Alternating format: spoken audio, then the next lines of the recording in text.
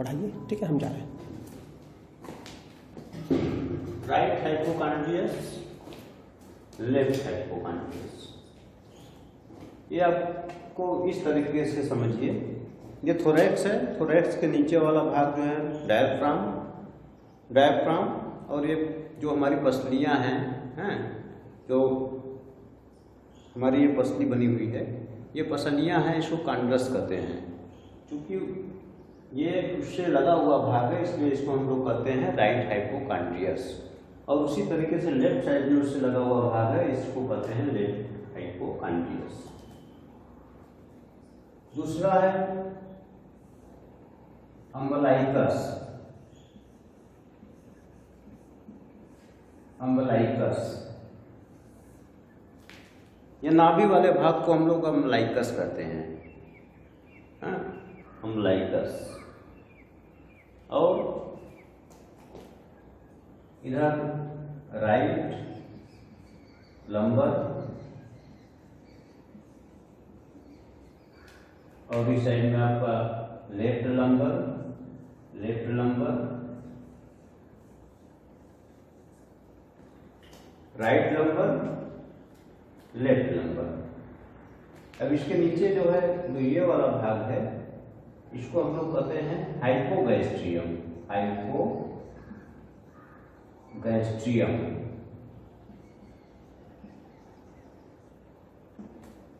Hypogastrium, hypogastrium means होता है कि ये आमाशय के नीचे वाला भाग, जिसमें इंटेस्टाइन, बड़ी इंटेस्टाइन, छोटी इंटेस्टाइन, ये सब आते हैं।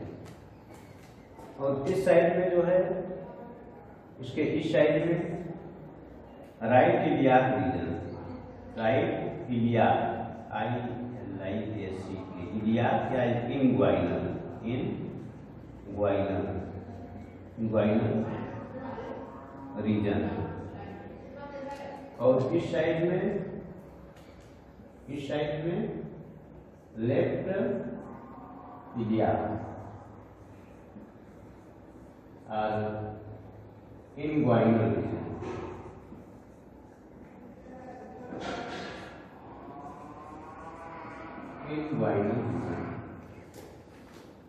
नीचे है हाइपोगैस्ट्रियम रीजन, उसके बगल में जो ये साइड है, इसको हम लोग कहते हैं राइट इलियाक रीजन, जिसमें इलियम आता है, जिससे कि लगा हुआ आपका जो है अपेंडिक्स आता है, और कुछ पार्ट जो है आपका जो है इंटेस्टाइन करता है। उसी तरीके से लेफ्ट इलियाक रीजन है, लेफ्ट इलियाक रीजन में भी इंग्वाइनल रीजन है। इंग्वाइनल हार्निया का नाम आप लोगों ने सुना होगा। इंग्वाइनल हार्निया जो है, इंग्वाइनल रीजन ये है, यहाँ पर इंग्वाइनल रिंग जाती है और यहीं पर जो है इंग्वाइनल हार्निया होता है।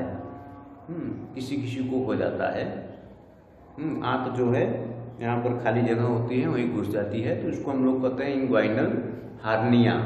तो इंग्वाइनल रीजन ये है 9 abdomen region, 9 abdomen region, epigastrium, right hypochondrium, left hypochondrium, right lumbar, sorry बीच में पद है, umbilicus, right lumbar, left lumbar, right iliac, left iliac. आपका जो ये अम्बलाइकस वाला रीजन है, लंबर वाला, इसमें आपका जो है इस साइड में जो है, मीन्स राइट साइड में आपका आता है लीवर का कुछ पार्ट आता है और किडनी का कुछ भाग आता है। वैसे इधर इसमें भी जो है किडनी का कुछ, किडनी आता है और पैंक्रियाज का थोड़ा सा पार्ट आता है। ये सब चीज़ें हम डिटेल में बाद में देखेंगे। पहले हमको ये जो है 9 एब्डोमेन रीजन के बारे में जानना अति आवश्यक है, जो कि हम स्टडी कर दिए। अब हम आते हैं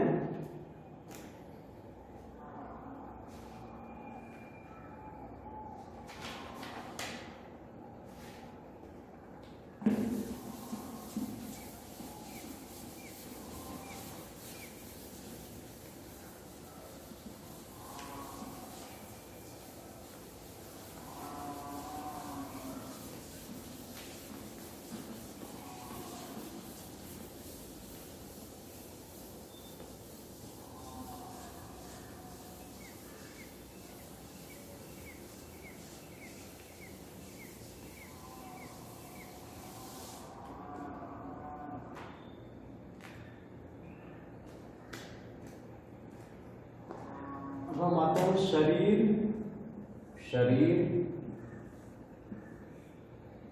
के अवयवों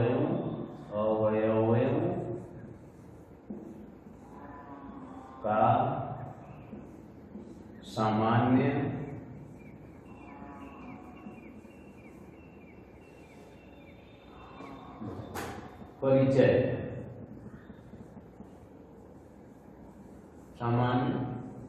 परिचय।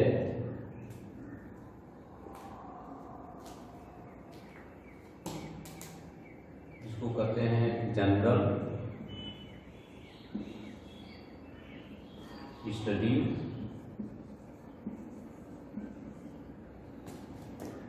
Of body.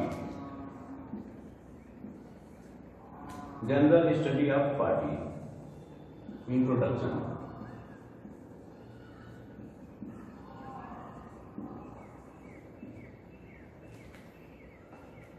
शरीर के अवयवों का सामान्य परिचय। शरीर के अवयव मीन्स जो हमारा शरीर है वो किस तरीके से बना है, जो इसके छोटे से छोटे अवयव हैं वो कैसे मिलकर के बनाते हैं, इसका अध्ययन हम जो है करने जा रहे हैं। तो इसमें सबसे पहले आता है सेल, कोषाणु। नंबर 1 है सेल। इसको कहते हैं कोषाणु।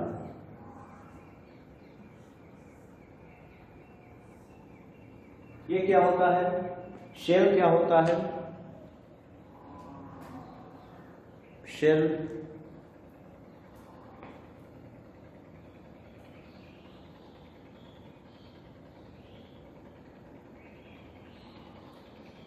The structural and functional unit of the body is known as cell. Means शरीर की रचनात्मक और क्रियात्मक इकाई यूनिट सेल है। इसको कहते हैं cell is the structural and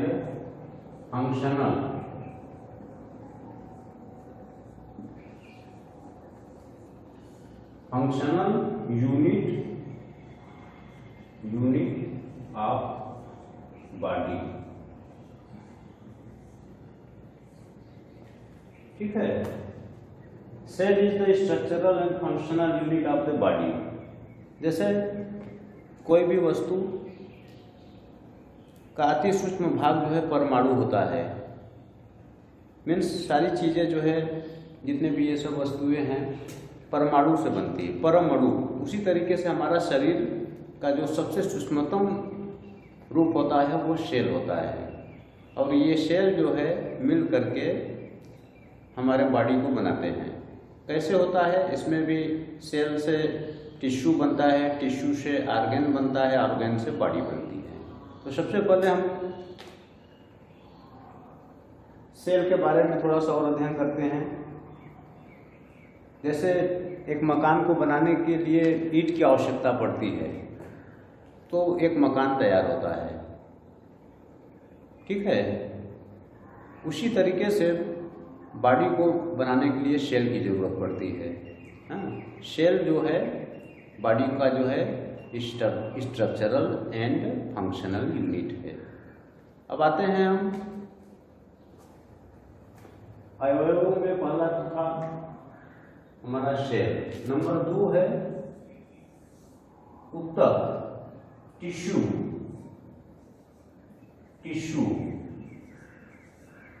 इसको कहते हैं ऊतक। ये क्या है?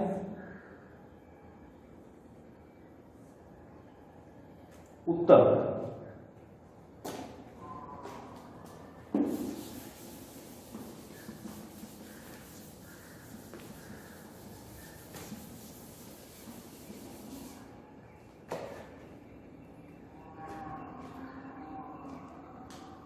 एक ही प्रकार के सेल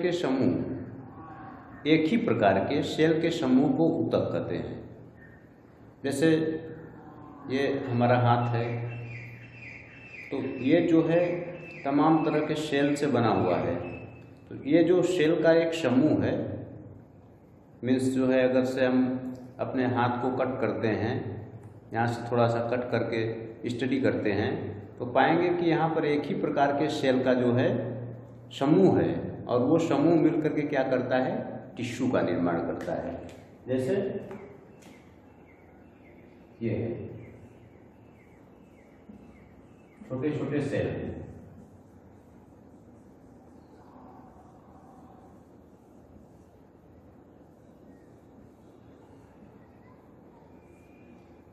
ये क्या है, सेल, और ये पूरा जो है ये सब मिल करके क्या बनाते हैं, टिश्यू। तो कोशिका के समूह को हम लोग ऊतक कहते हैं, टिश्यू कहते हैं।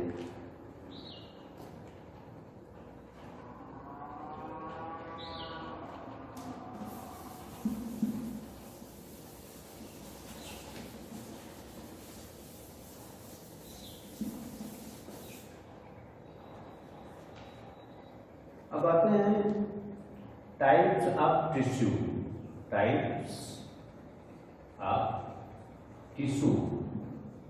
टिश्यू कितने प्रकार का होता है? Types of tissue.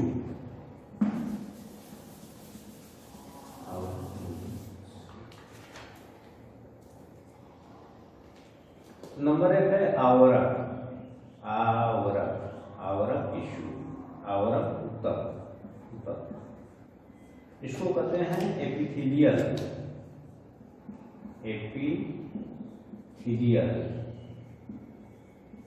टिश्यू। ये हमारे शरीर को आवरण का काम करता है, मीन्स पूरे शरीर को एक आवरण प्रदान करता है।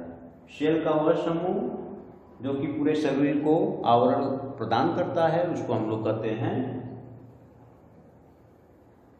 Epithelial tissue.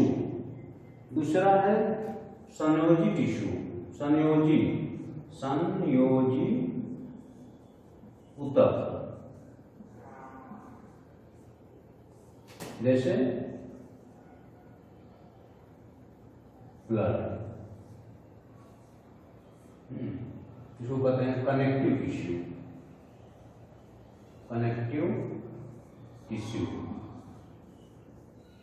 ब्लड क्या है?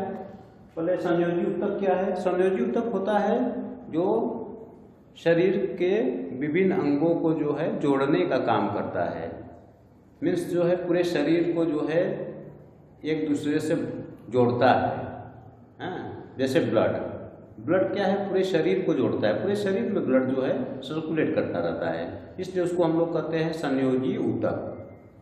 ब्लड भी सेल का एक समूह होता है जो कि पूरे शरीर में प्रवाहित होता है, और इसको हम लोग कहते हैं कनेक्टिव टिश्यू। नंबर 3 है मांस धातु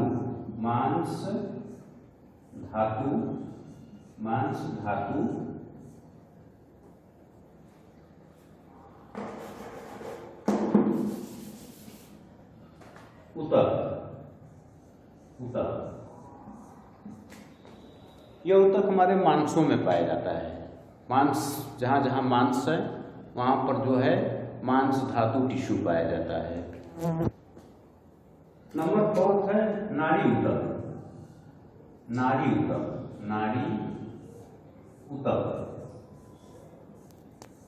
ये नाड़ी ऊतक क्या है? नाड़ी ऊतक को हम लोग कहते हैं नर्वस टिश्यू,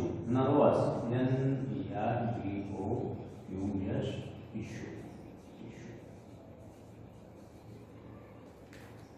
नाड़ी ऊतक को कहते हैं नर्वस टिश्यू, अर्थात ये न्यूरॉन से संबंधित है।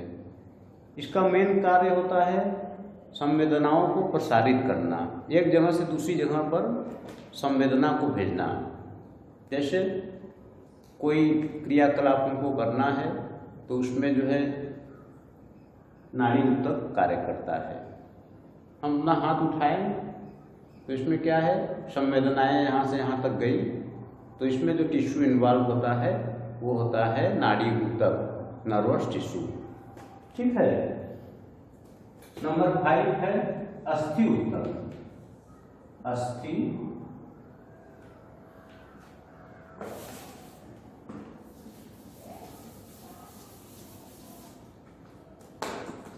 नंबर 5 है अस्थि ऊतक। अस्थि ऊतक इसको कहते हैं bone tissue. Bone tissue, bone tissue जो हमारे हड्डियों में, बोन्स में जो टिश्यू पाया जाता है या बोन्स का जो निर्माण जिन टिश्यू से होता है उसको हम कहते हैं अस्थि ऊतक, बोन टिश्यू। ये हमारे हड्डियों में पाया जाता है।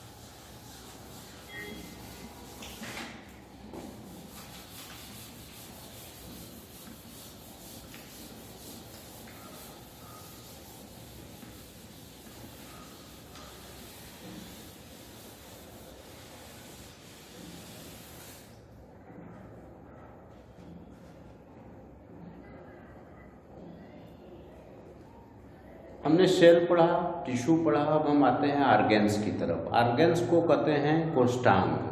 कोष्ठांग ये भी अवयव है। कोष्ठांग, कोष्ठांग जिसको कहते हैं ऑर्गेन्स। ऑर्गेन्स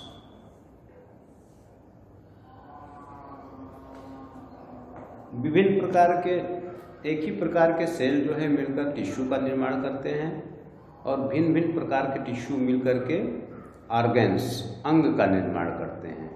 हाँ, अंग प्रत्यंग का निर्माण करते हैं। जैसे हाथ, पैर, एब्डोमेन। तो इसमें क्या होता है कि विभिन्न प्रकार के टिश्यू मिलकर के एक ऑर्गेन, कोष्ठांग की रचना बनाते हैं। हाँ, जिसके अंतर्गत जो है हम देखेंगे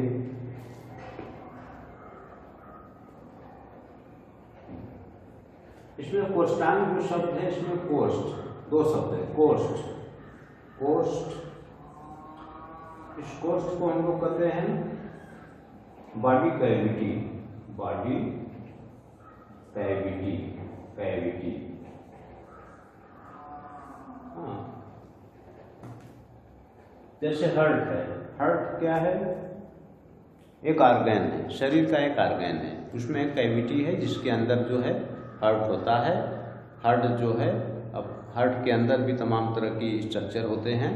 तो हम उस कोष्ठ को जिसके अंदर ये हार्ट होता है उसको हम जो है बॉडी कैविटी कहते हैं और हार्ट एक ऑर्गन हो गया। ठीक है।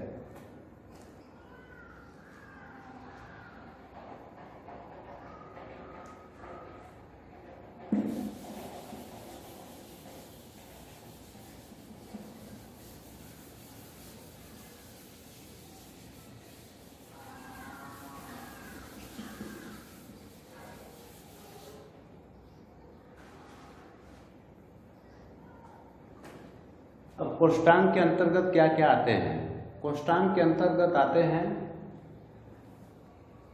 Umbilicus, umbilicus, heart, pancreas,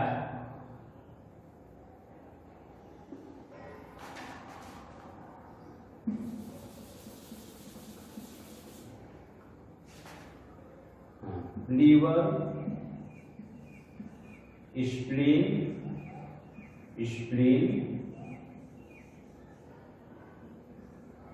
stomach, kidney,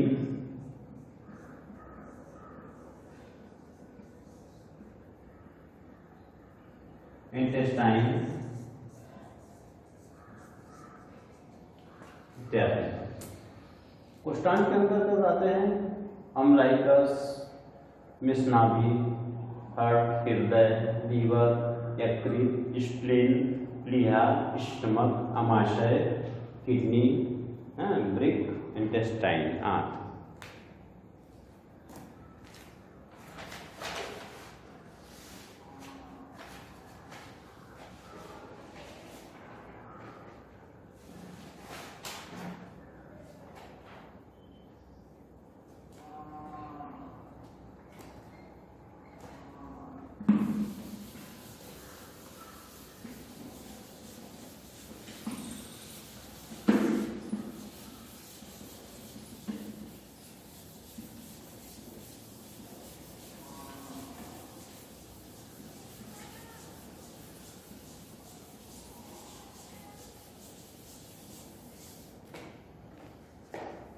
हमने पढ़ा सेल, टिश्यू, आर्गन।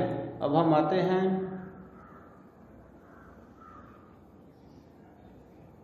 इसके बाद जो है हम आते हैं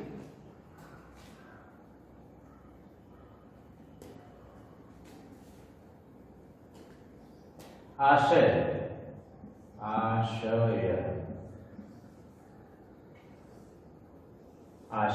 इसको कहते हैं हालो ऑर्गन्स। हालो ऑर्गन्स।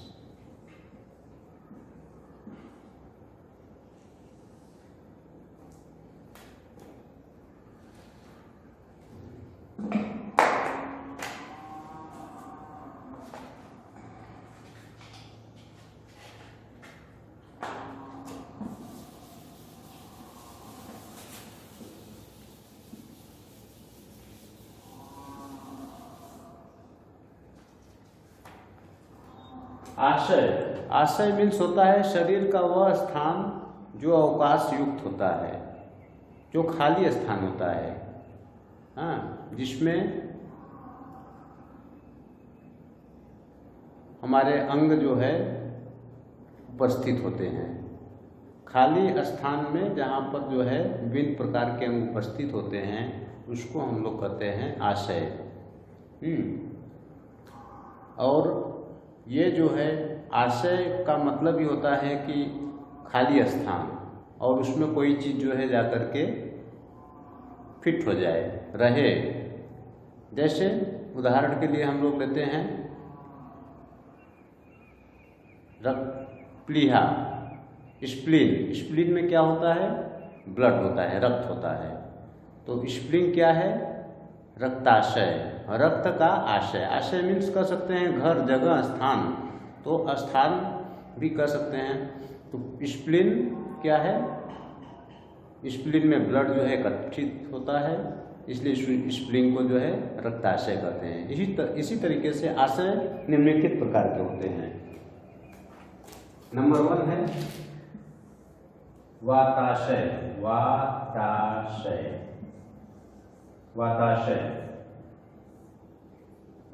क्या है? वात प्लस आशय, जहाँ पर ऑक्सीजन स्टोर होता है,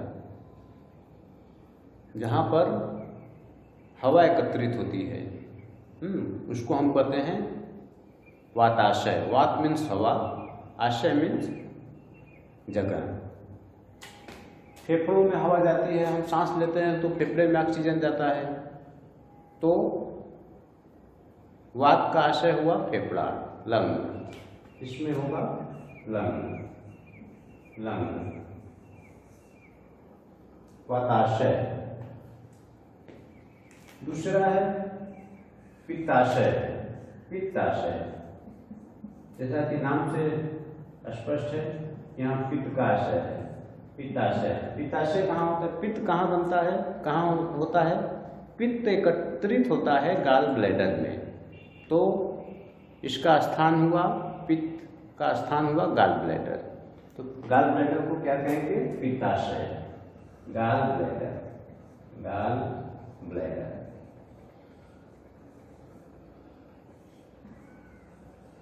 गाल ब्लैडर,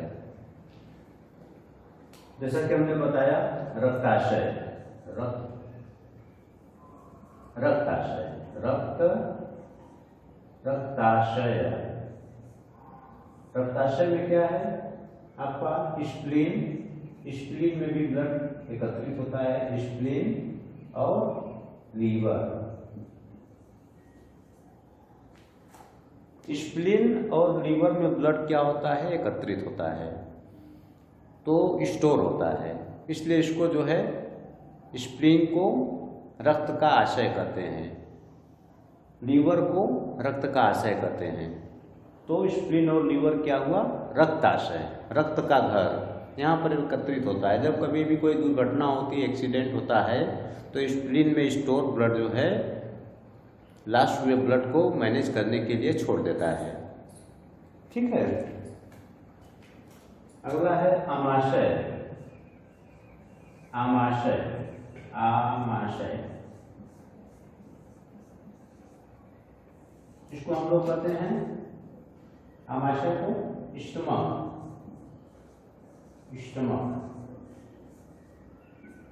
स्टमक, ये 4 हो गया। आमाशय के बारे में आप लोग जान ही रहे हैं, 4 हो गया। अब आते हैं 5वें पर,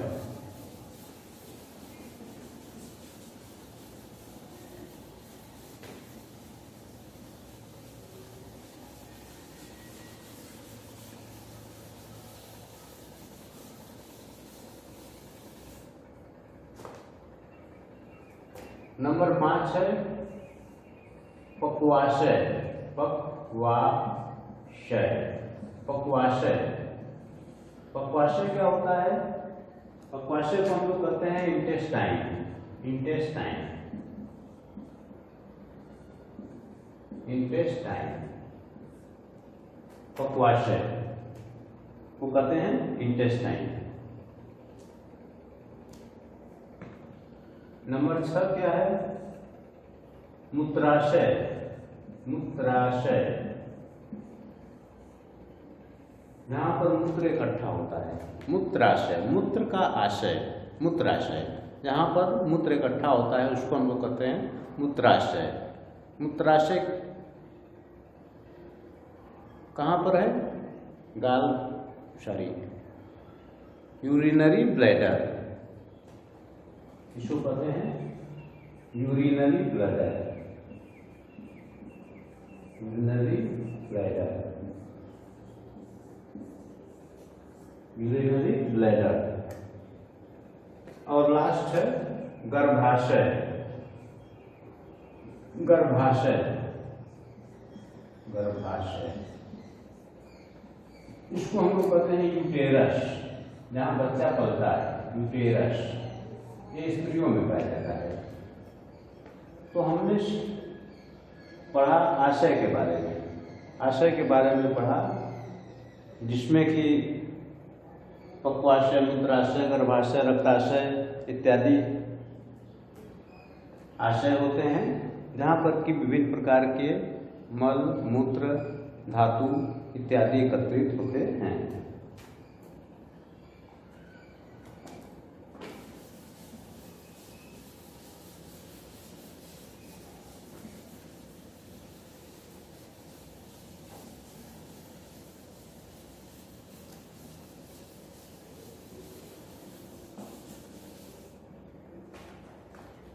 अब हम लोग आते हैं मेम्ब्रेन, कला। कला क्या होता है, मेम्ब्रेन, कला, कला, इसको कहते हैं मेम्ब्रेन, मेम्ब्रेन।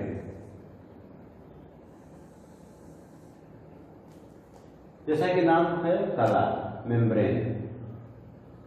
जो ये आशय होते हैं, आशय को एक दूसरे से अलग करने के लिए इसके अंदर जो धातुएं होती हैं और स्ट्रक्चर होता है, उसको एक दूसरे से अलग करने के लिए एक पतली जो है परत होती है, एक परत होती है, उसी को हम लोग मेम्ब्रेन कहते हैं। ये क्या करता है, आशय को, एक आशय को दूसरे आशय से अलग करता है। ठीक है, तो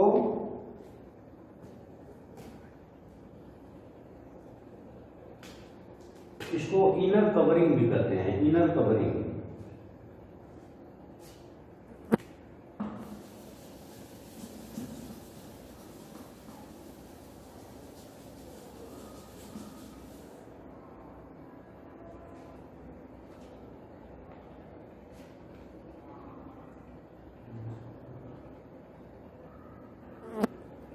अब आते हैं कला में टाइप्स।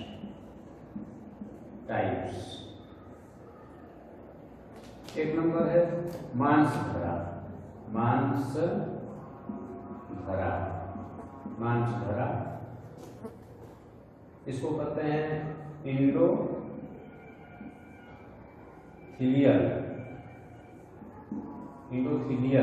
मेम्ब्रेन।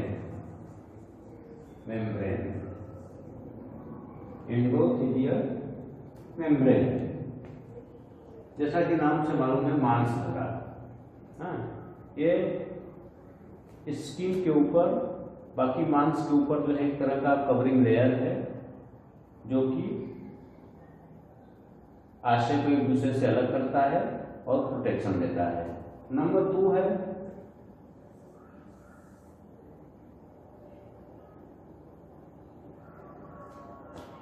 रक्तधरा कला।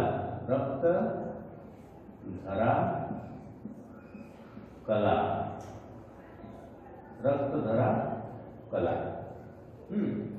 इसको हम लोग इंग्लिश में कहते हैं इंडोथीलियल लाइनिंग।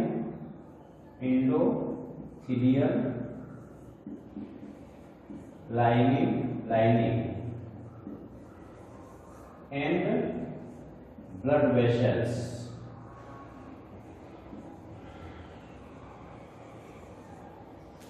जैसे शरीर में हमारे ब्लड का वेसल्स है, पतली पतली नलियां हैं, वो भी एक तरह की मेम्ब्रेन से बनी हुई हैं। हाँ, वही हम कह रहे हैं कि इसके अंदर ब्लड का प्रवाह होता है और इसको हम लोग कहते हैं रक्तधरा कला। हाँ, इंडोथीलियल ब्लड वेसल्स मेम्ब्रेन।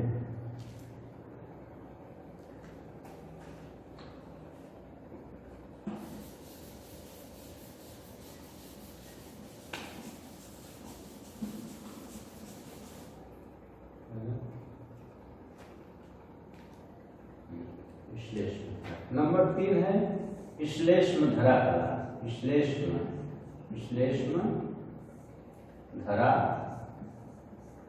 कला। श्लेष्मधरा कला इसको कहते हैं साइनोवियल, साइनोवियल मेम्ब्रेन।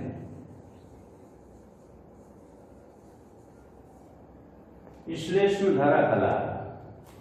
श्लेष्मधरा कला कहाँ पाया जाता है? जो हमारे जोड़ हैं, जो श्लेष्म, जो मूवमेंट हो रहा है, हाँ, यहाँ पर साइनाइड फ्लूइड होता है, यहाँ पर भी।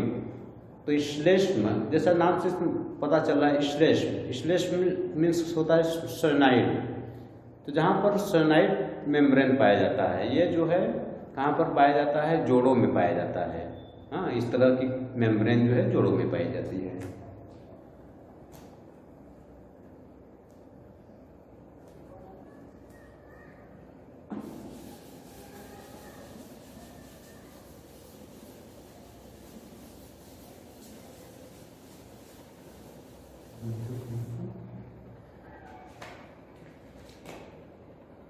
अब आते हैं पुरीषधरा कला।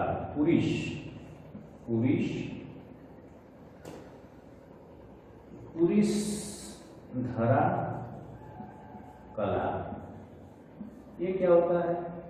इसको कहते हैं म्यूकस मेम्ब्रेन।